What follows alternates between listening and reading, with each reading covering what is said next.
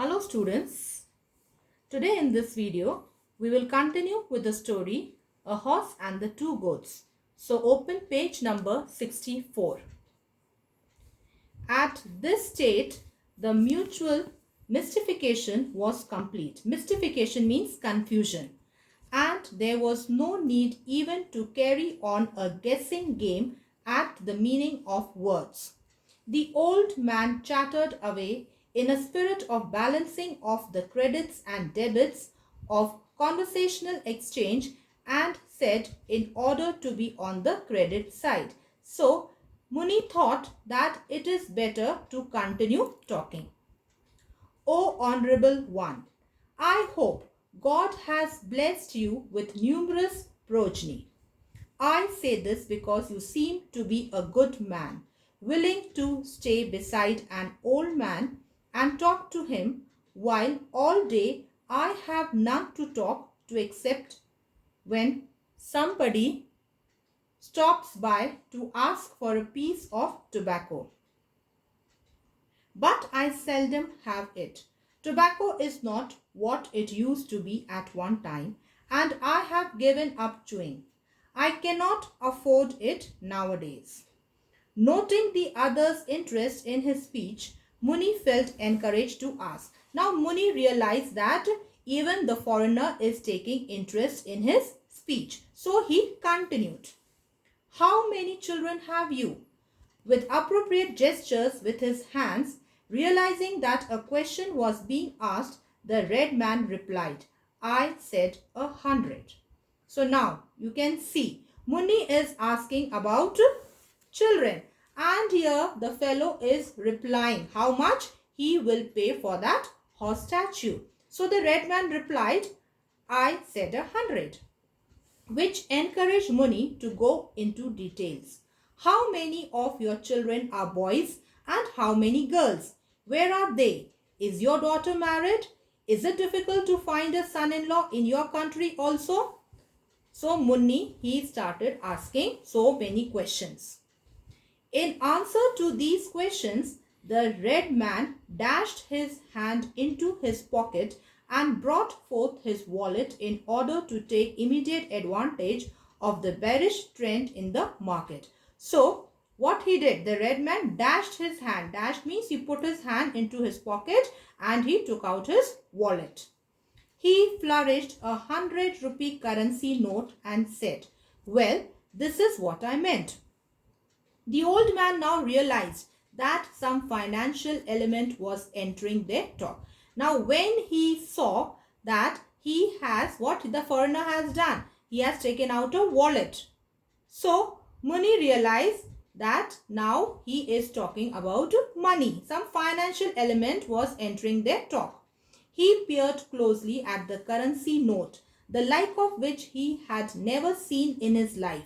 He knew the 5 and 10 by their colors, although always in other people's hand, while his own earning at any time was in coppers and nickels. What was this man flourishing the note for? So now he is thinking why this fellow is giving the note, why he is taking out his wallet. Perhaps asking for change. He laughed to himself at the notion means thought, of anyone coming to him for changing 1,000 or 10,000 rupee note. He said with a grin means with a broad smile, ask our village headman, who is also a money lender. So now he said that it will be better if you want change, go to a money lender. He can change even 1,00,000 of rupees in gold sovereign if you prefer it that way. He thinks nobody knows, but dig the floor of his puja room and your head will reel at the sight of the hoard. Reel means it will lose balance if you will see the hoard. Hoard means the money, collected money, accumulated money. The man disguises himself in rags just to mislead the public, and he wears very simple clothes, torn and tattered clothes, just to mislead the public. Talk to the headman yourself, because he goes mad at the sight of me. Someone took away his pumpkins with the reaper, and he, for some reason, thinks it was me and my goats. That's why I never let my goats be seen anywhere near the farms. His eyes traveled to his goats, nosing about, attempting to wrest nutrition from minute greenery peeping out of rock and dry earth. So while he was talking, he was telling this to the foreigner, his eyes traveled. His stands for Mooney. Mooney's eyes traveled to his goats. He just turned to see where his goats are.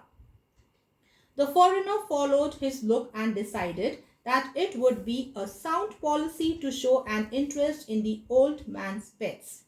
He went up casually to them and stroked their backs with every show of courteous attention. Now the truth dawned on the old man.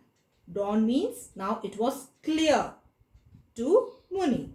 His dream of a lifetime was about to be realized. He understood that. Now underline this. He understood that the red man was actually making an offer for the goats. Now when that foreigner went up casually towards his goats, what Mooney thought? That he is interested in buying those 2 goats. He had reared them up in the hope of selling them someday, and with the capital here means money, with that money, opening a small shop on this very spot. Sitting here watching towards the hills, he had often dreamt how he would put up a thatched roof here, spread a gunny sack out on the ground, and display on it fried nuts, colored sweets, and green coconut for the thirsty and famished wayfarers. Famished means hungry. Wayfarers means passerbys. On the highway, which was sometimes very busy. The animals were not prize ones for a cattle show, but he had spent his occasional savings to provide them some fancy diet now and then, and they did not look too bad. While he was reflecting, thus the red man shook his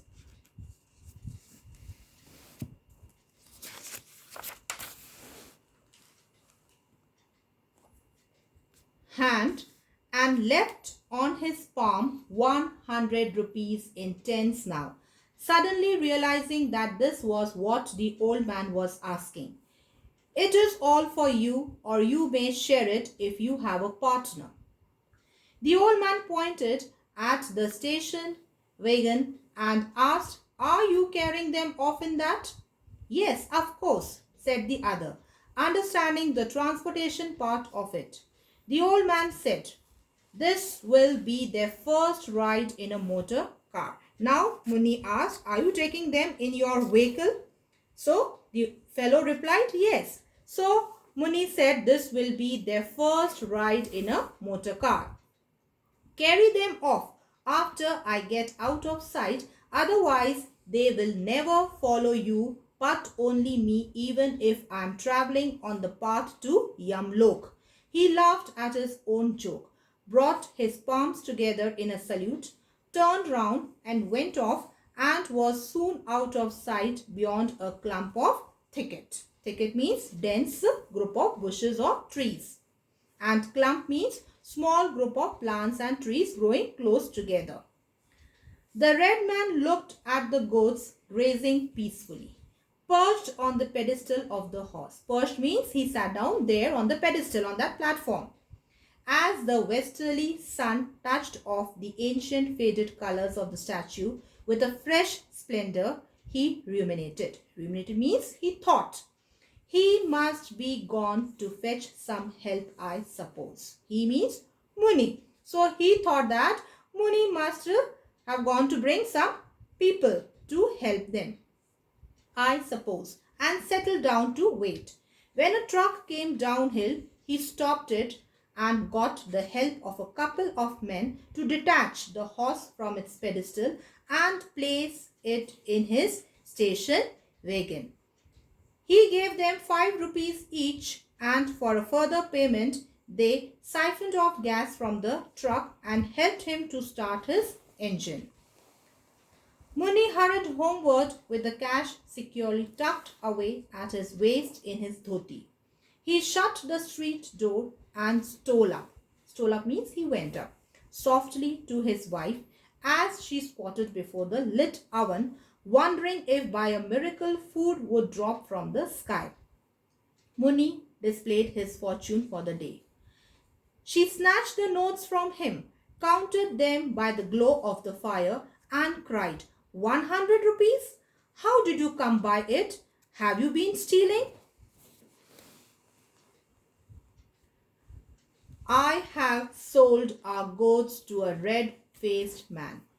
He was absolutely crazy to have them, gave me all this money and carried them off in his motor car.